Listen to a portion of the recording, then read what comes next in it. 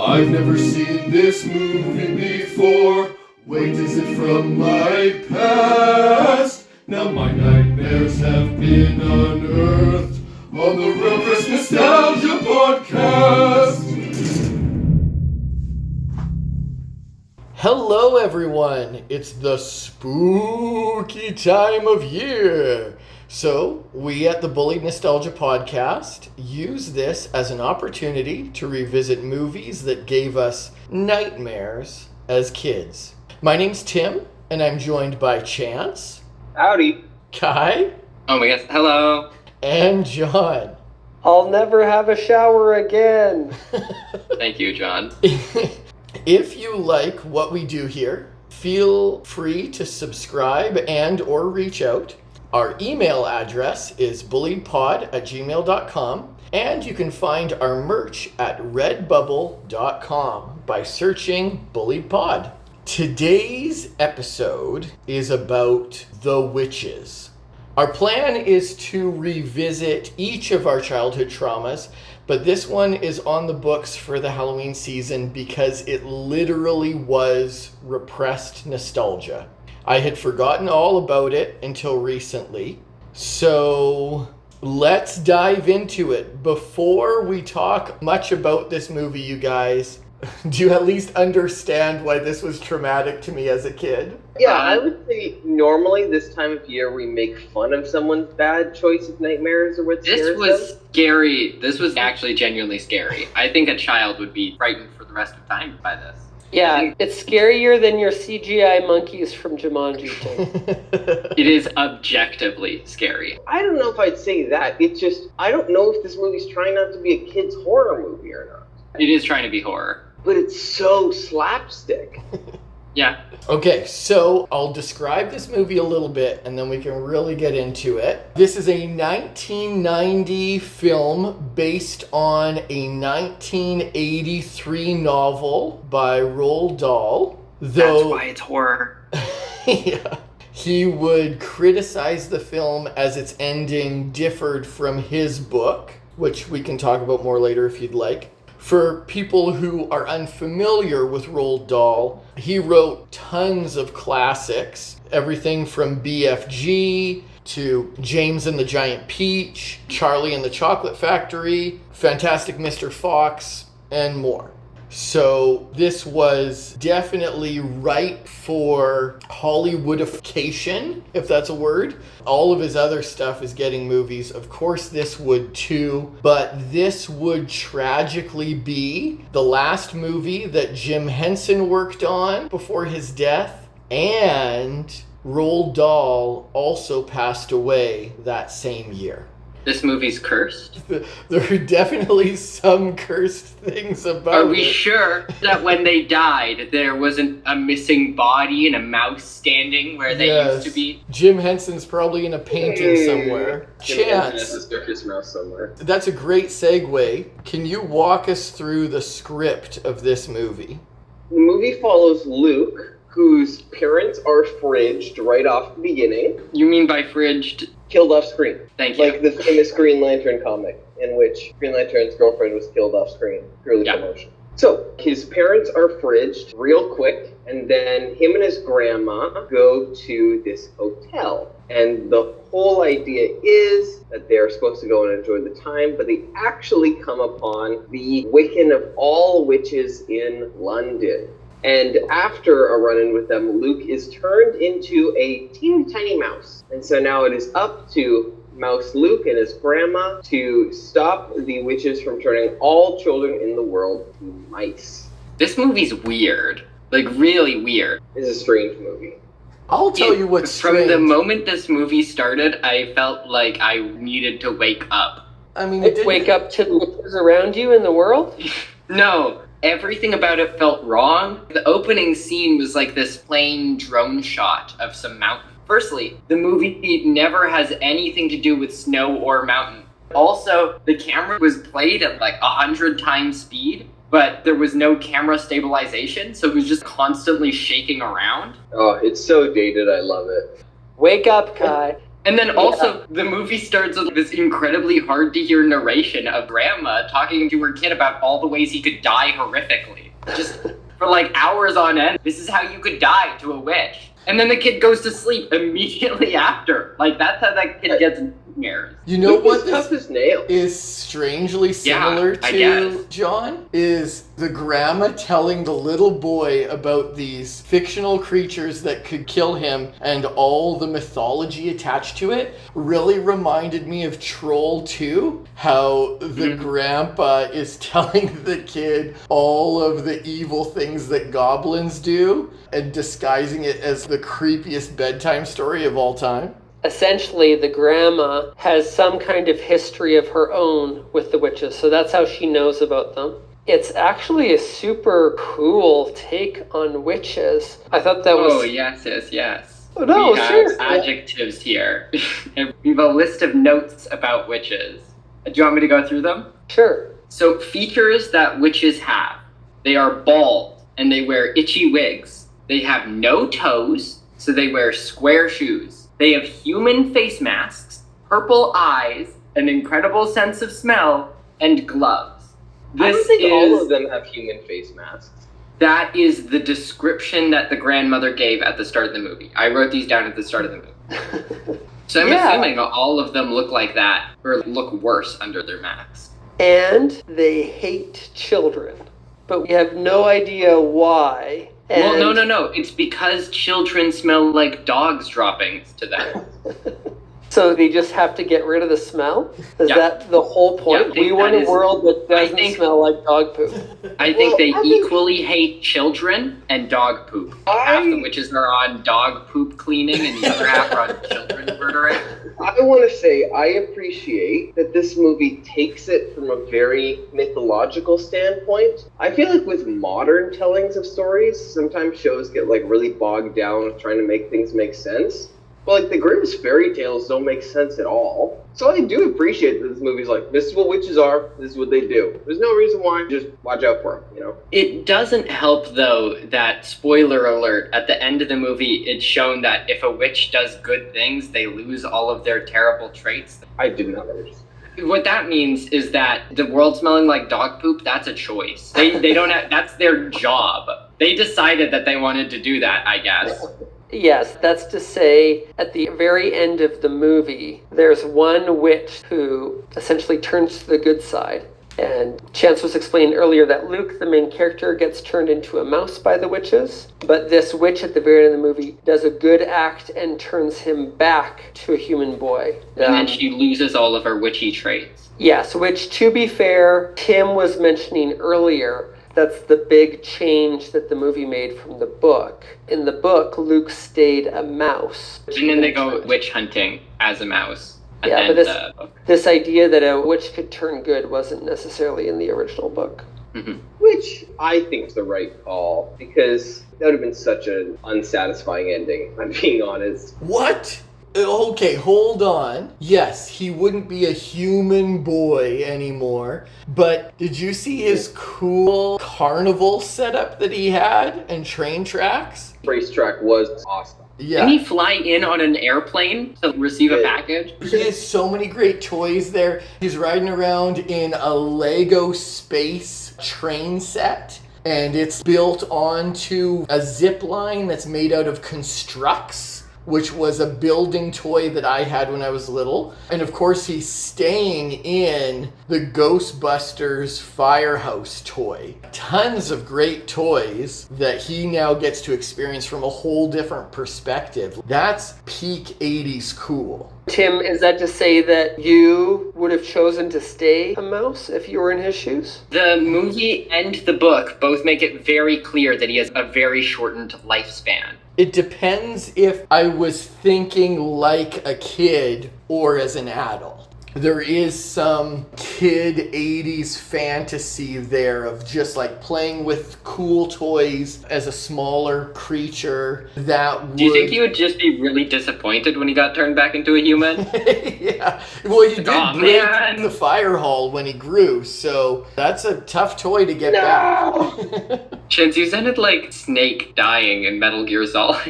Thank you. So the head witch in this movie was played by Angelica Houston. She would become famous shortly after this movie for being Morticia in the Addams Family movies. She is in many other things, but that would be her skyrocket to fame. At the time of this movie, she was actually dating Jack Nicholson. So he was regularly on set in England, being all creepy weird. I'm sure Jack Nicholson has such a weird, creepy, like goblin face that I'm sure that added some amount to this. And of course, we've got Rowan Atkinson in this movie, who would become famous this year as Mr. Bean. How did you guys feel about seeing someone who embodies a certain character playing something completely different?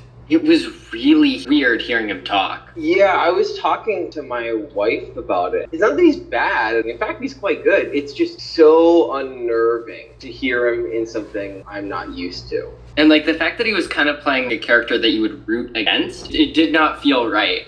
Well, rooting against, Kai and I made some comments while watching this movie. No one in this movie is likable. You are not rooting for anyone. Even Luke and his grandma are not nice. And they pretty much blackmail the hotel to let them keep mice in their hotel room. Okay, as like fresh sets of eyes to this movie, what were your takeaways? Chance, what did you like or dislike about this movie? What was a surprise to you?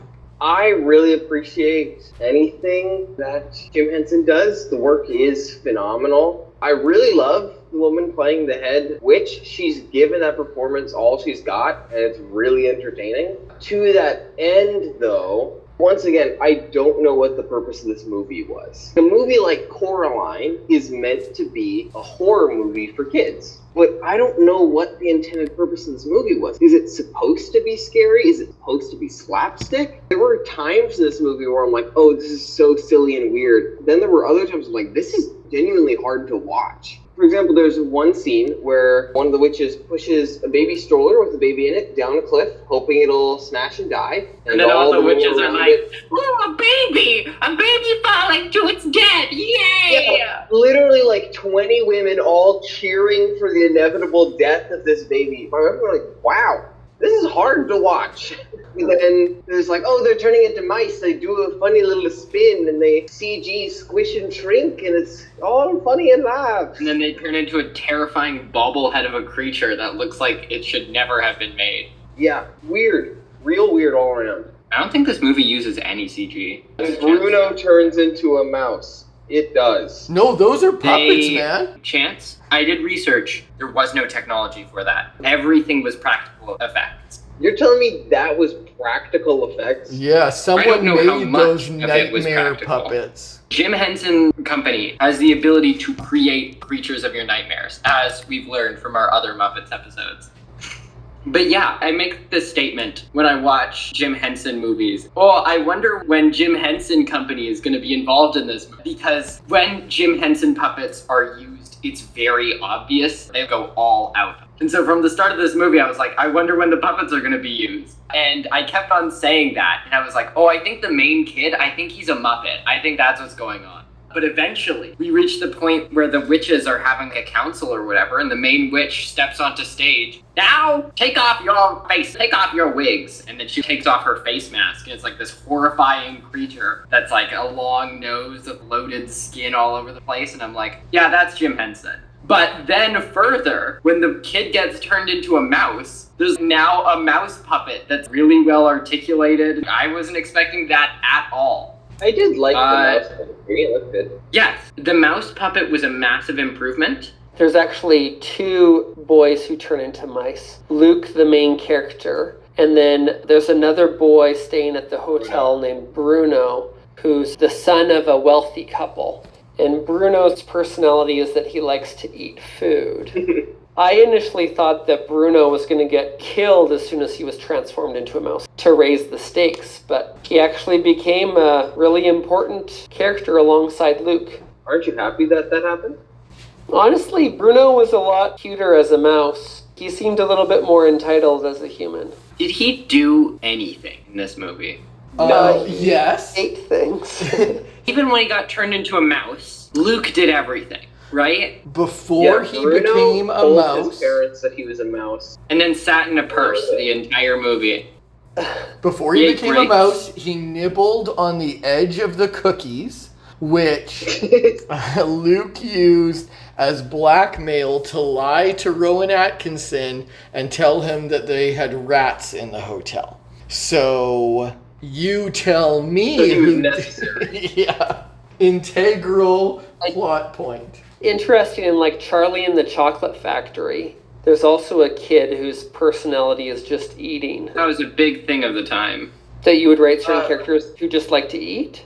Yeah, when he was first introduced, I was like, oh, we did not need a Ron Weasley in this movie. But that kind of character is in a lot of movies. I would argue this movie does need a Ron Weasley, because it needs a single likable character, even one. Bruno yeah. was your single likable But character. that I implies feel- any of the characters in the movies are likable. I found Luke, he was a bit of a timid boy before, but when he turned into a mouse, he became an action hero. He was like, oh yeah, let's destroy all the witches. I got this. I'm super confident. Don't worry about me, Grandma. I got this handled. So that felt like a little bit of a character shift. What do you think about giving a child 500 doses of your toxic brew? I think it's frankly wasteful. It said 5 doses and it takes into effect immediately. What are the extra 495 gonna do, huh? And I think I was also wondering if the witches are really set on killing children. This seems like a really roundabout way to do it. The one witch was like, I know, let's poison them. And the head witch is like, that's a terrible idea. We only use magic. And so Well, the reason why is because then there would be bodies and they would get caught if, there were corpses And strewn about. as the bodies decay, they would stink. The whole purpose is to lower the stink factor on Earth. We don't want stinky corpses. We don't want stinky dog poop. Stink value. What's the solution? Turn them into mice, way less stinky. But to be clear, they didn't just turn children into mice. They also put them in paintings? No, they put one child in a painting. And then there was a second painting where they erased an already drawn in person out of it. And that would not be very stinky. Kylan, are you trying to say that made sense? That they erased an already drawn person out of a painting? No. No. But Luigi's Mansion has putting people in paintings. Are you going to tell me that Luigi's Mansion doesn't make sense? And if you were So, to describe... every- Wait. If you were going to describe Luigi's Mansion in 5 words, I guarantee none of them would be stinky. This is true. So, to be clear, at the start of the movie, Grandma is much younger and her friend Erica gets kidnapped by a witch. And that friend eventually starts showing up in her family's painting in the kitchen, and she ages with the painting and disappears one day. And we- nobody talks about it. Yeah, They're like, we oh yeah, don't this get is happening. any That's crazy. payoff. Well, she dies. Yes, but Kylan, you're saying this like it makes sense. Is that what Well, happened? the gimmick is that witches have been around for a while. So there are multiple ways that they have of killing children already. Okay. So this is one of the ones that they use. It's basic science. I don't think witches suddenly come into existence. The maths all work out, John. You buy several candy stores, put the local businesses out of work, get all the kids to buy your candy, and then you lace it with 1 to 500 doses of a toxic chemical that turns them into mice.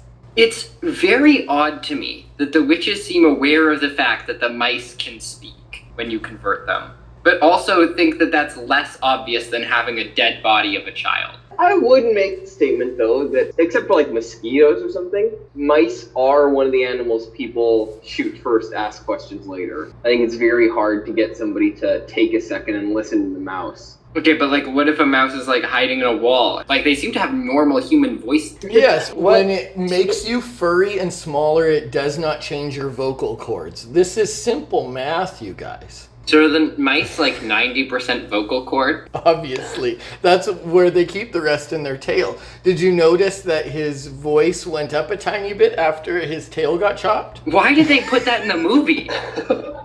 They chopped this kid's tail off, and then later he was like, the butcher tried to chop my tail off. He did. The butcher did chop your tail off. What did this kid lose? Yeah, when he got turned all the back hair on into the a back of his human. head when he became a normal child again? Good question. What is wild to me is that... we never get any closure on the girl whose neck is turning into a mouse. Yeah, so... Oh my gosh, that subplot. For those who don't know, Mr. Bean, he's the hotel manager, and he's getting his flirt on with one of his staff who's really terrified of mice. But she goes in to clean the head witch's room, finds her Formula 86, which is what turns children into mice. And she thinks that's a little bit of perfume. So she helps herself by dabbing it on her neck. Mr. Bean goes in for a little bit of neck kiss later, only to find that she's developed fur in those spots.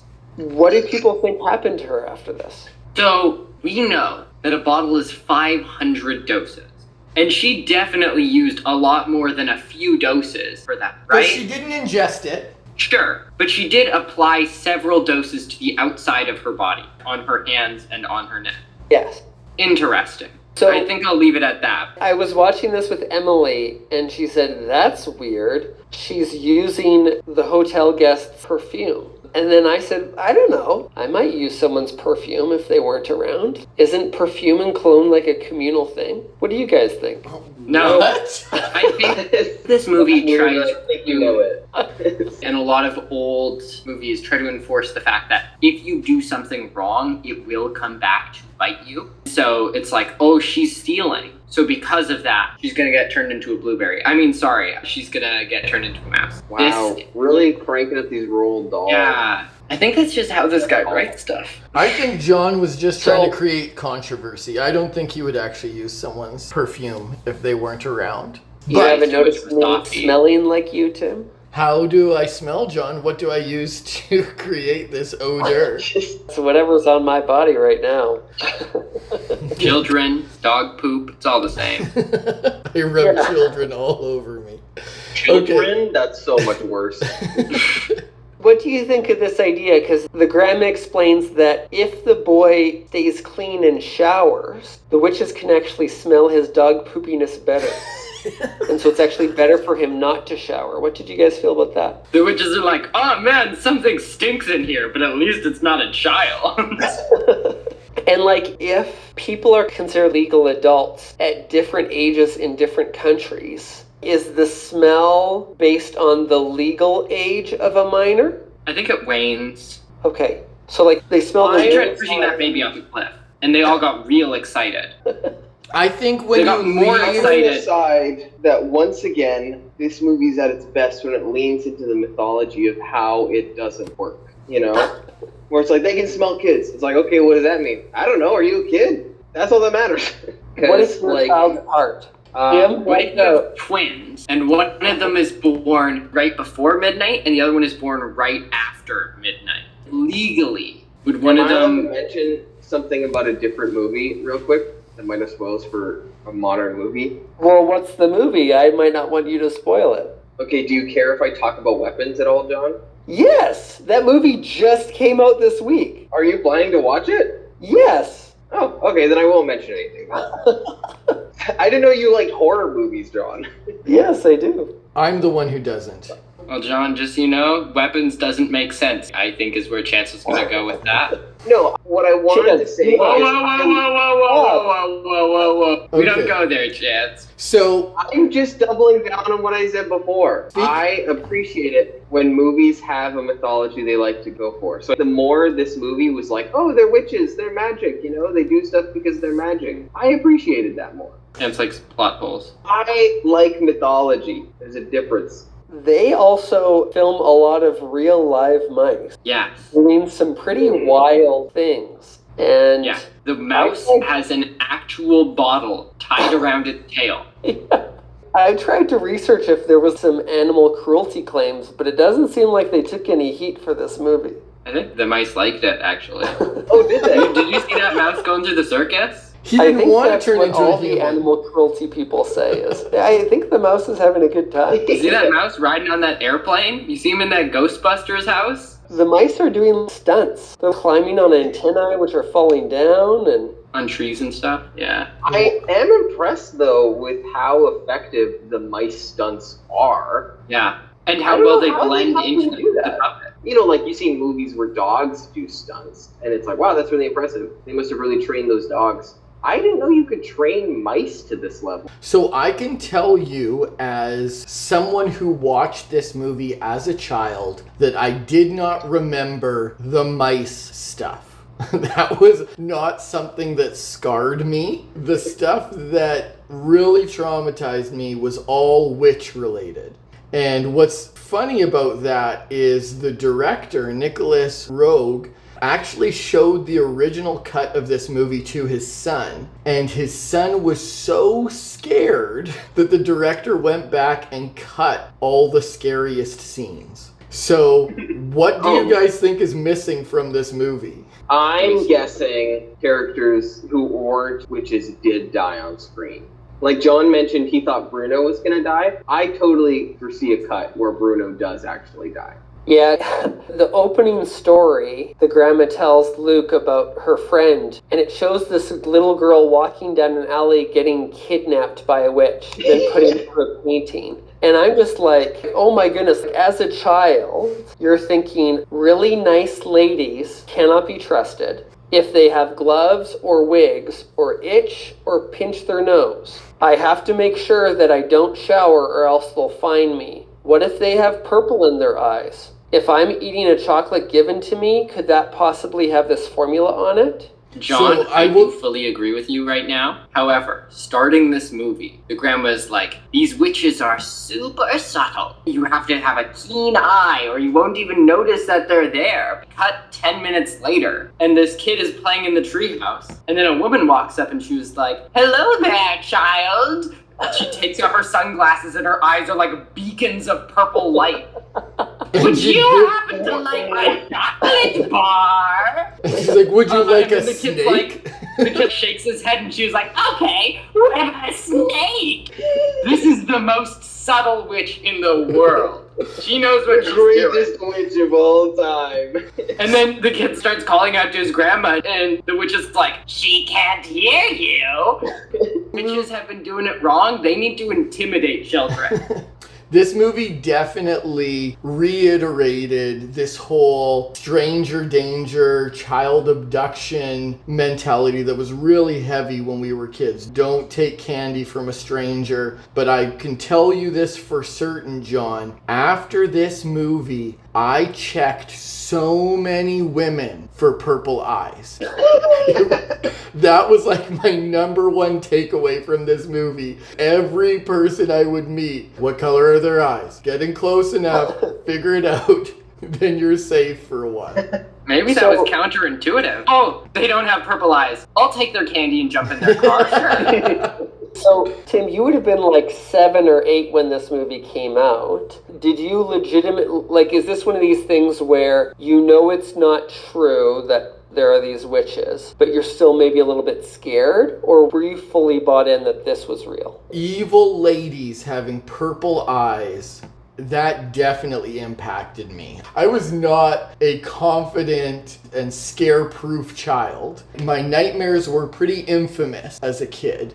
You know, even still as an adult, there's those times when you have a dream that is just close enough to reality that when you wake up, you're like, oh, wait, what is reality? And you start to question what of that dream could have happened. And you identify, okay, this is real, this isn't, this is fiction, this is something my brain just made up. I didn't have the logic mechanisms in place at 7 years old. I knew this was a fictional movie, but there was enough here that I was like, I'm probably not going to get turned into mice, but every good story is based on some amount of truth. I got to find these purple-eyed women. When we were first watching this movie, I was like, I wonder what kind of movie this is. And then she's telling the story about her friend who was taken by the witches. And it shows her walking down the alleyway. Oh, I wonder what's going to happen. What magic is going to occur. Like some windows are going to shut on their own or that kind of thing. And then the woman just comes out and grabs her through the alleyway. I was like, oh, that's not a witch. That's a child predator. That's what's happening right now. It's like, I was so baffled by how just like boots on the ground, take the kid by force. I really came into this movie not knowing at all what I was getting into. These witches, they don't trust any of that fancy schmancy magic. They deal with everything with their hands. And lasers. And laser beams, yes. They do laser beams, simplest magic in the world, crushing mice with their heels. That's not even magic at all. And paintings, which I don't know how paintings work. So. It was mentioned earlier how people liked the acting of the head witch, but legit, that whole room of witches seriously did such a good job. They were all so over the top. And all of them were women. Well, there were definitely some men dressed up because I think they were short on female actresses. Those men were giving it, though. They were. Yeah, the messaging of this movie really coincides well with our messaging of look out for weirdos. Look out for the woman with purple eyes, gloves, square shoes, wigs. Yeah, that's the asterisk after weirdos. That's just everything that it entails. This is what a weirdo is, in case you're wondering. Witches. Look out for witches. What did people think about Grandma? She's a terrible human being. Grandma! The entire movie through, I was like, man, I do not like this woman. She had a cigar. That's as cool as it gets. So, Grandma is prone to randomly pass out, and I believe it's because, diabetes. There is a point in the movie where she gaslights a hotel owner, where she pours soup on a table and is like, yeah, I'm crazy. Just terrible human being. I take back what I said. Grandma's the best. She poured soup on that table for no reason. I was thinking she was going to be like, don't drink that soup. There's mice in the kitchen. The wife is afraid of mice. But no, instead she's going to pour the soup on the table and be like, I'm crazy. I believe in wishes. I guess that's to say, too, that the way they defeat all the witches in the end is that they pour this mouse formula into the soup that all the witches are eating. Tim, when these witches eat the soup, there's something that comes out of their bodies. What is that? John, methane gas is invisible. No way it's invisible. The room turns green. No chance. He's making a fart joke. He's trying to. Oh, a fart? Were they farting? Only if you... Comes out of their mouths, John. Methane gas is invisible. And also the hotel staff was not concerned about the green gas. So, how are they not concerned about the green gas, by the way? You're waiting all these elderly women, and the women start belching green gas and vanishing, and then 70 mice are in their place. Some of the green gas was coming out of their ears. The mice, when you squish them, also splatter green. Yep. Very green. Like fluorescent green Gatorade. Nickelodeon slime. It is green. It is Nickelodeon slime. That's a good one. Ninja Turtle green. Who's green? This movie in German is titled Hexen, which translates Hexen. to Witches Practice Witchcraft. And I just think that's a fun name for a movie. That's an accurate title. That's accurate. Yes, they do. I agree. Thank you for noticing. I think that might be the best accurate title ever. Not only does it sound cool, it's also entirely accurate. We should rename our podcast to People Watching Stuff. I actually felt like this was the kind of story that would lend itself well to a sequel. Because there's no way that all the witches died. Well, and they get the little notebook. This is just the witches in England that died, but they found the notebook of witches in America. And so I think it'd be a cool sequel for the grandma and Luke to go hunt some more witches. And the head witch's death in this movie was off screen and not super concrete. They also made a big deal about her turning into a mouse. That was never dealt with. Kind of sad that Luke got turned back because I really wanted to watch Fievel Goes to Witch Hunting. Has like a little crossbow. Yeah. Fievel and the Salem Witch Trials.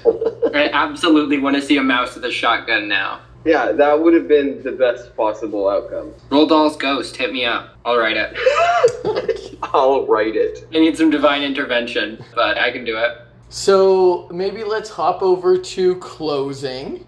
John, tell me how you feel about my repressed nostalgia. This was actually a real treat for me. This movie has 96% on Rotten Tomatoes. What? And honestly, for good reason. Like, it's a really cool story. I had never read that book as a kid. But the story, the world is neat. I really like how the witches work. I think there was just enough 80s, early 90s cheesiness in the delivery that was fun, but also just a well-told story. The Muppets and some of the acting was a ton of fun. And if I had seen that as a kid, I would have been really scared about being kidnapped. Ending up in my parents' You're not right now. No. Now that I watch horror movies on the regular, witches has got nothing on me. He hasn't been bathing. He knows. Tim, I didn't write a love letter for this one. Fair. But I did go to Mom, and I told her about the movie that you had watched. And she wasn't aware that you had seen this movie. So I did request that she write a letter Oh my goodness. expressing how she felt about you watching this movie, but she declined to write one. That's probably for the best because Mom has some severe revisionist history baked into all of our days now. So I would not have been surprised if we saw this in theaters with her. So it's probably for the best that she didn't make me to be the villain for seeing this. To be fair, I do not think that she'd take you to a movie called The Witches. To be fair, this was when you were just born. You don't know that version of Mom. The version who wouldn't let you own bad guy toys? Correct. Okay. Yeah, so overall, really good. Thanks. Kai, how do you feel about my repressed nostalgia? The movie was, in fact, surprisingly better than I thought. We've already addressed the biggest issue in that the characters are not likable. And I think the moment that you add likable characters to a movie like this, that's a recipe for a much better movie. I also think that there's a lot of Chekhov stuff that never gets dealt with. The entire movie, they're forcing these hotel owners to set up mouse traps. And then the mice are like, don't step in the mousetrap. And then that's the only time they interact with. I don't know. You're telling me in a movie with Mr. Bean, no one steps in a mousetrap? And even the witches, when they turn into mice, just get stomped to death. Boring. Or stabbed with a giant butcher knife. Yeah. But yeah, that's all I have to say. I think it was pretty good. Chancellor? Here's the thing with this movie. I think it suffers with some real identity issues. When you mentioned that a lot of stuff got cut because it was too scary, I could see how that causes some real issues. I'm going to do what John does and talk about a reality show I'm watching. My wife and I really love a show called Face Off, which is about visual effects artists, people who do prosthetics, like for a movie like this, actually. And one of the main thing on the show that people get critiqued for, or often costs them, is not having a good concept. Because if you don't have a good idea of what you're trying to do, ultimately, even if you do it technically sound, you're not going to do anything interesting. And this movie really suffers from that. Because as I was watching it, the whole time, I was like, I don't know what kind of movie this is trying to be. Is this trying to be an interesting Jim Henson, Fraggle Rock, weird stuff with the real world? Is it trying to be a scary movie for kids? Or is it trying to be slapstick in its silliness about a kid who turns into a mouse and fights off big ghouls? So I think this movie really has the opportunity to be special, but because, as you mentioned, that a lot of it was cut for being too scary, I feel like this movie dilutes itself with ambiguity. So I think this could very easily be something like a 4, but I think I'm going to give this one a -3. Okay. I think it has some good notes. It's interesting to make fun of it. I think it possibly could even be good, but it's held back. That being said, there are some parts I do enjoy making fun of, so I'm going to give it a -3. For people who don't remember or who are new listeners, the way Chance's scale works is he gives movies scores anywhere from -5 to +5. -5 being so bad it's good, and 5 being so good it's good. And so the closer you are to a 5 in either direction tells you how much you'd enjoy that movie. You really want to be as far away from 0 as possible. So a -3 seems like a worthwhile watch, is what Chance is saying here. Yeah, I would say that. 100%, if you watch this movie, you will have a good time. Yeah, so for me, I don't even know what it was. Sometime in the last year or so, The Witches just landed in my lap again. And this flood of memories came back to me of me checking random women's eyes for the color purple, which must have been very strange to Mom and Dad. This kid inspecting. Like this is happening on all your dates, Tim? No, John.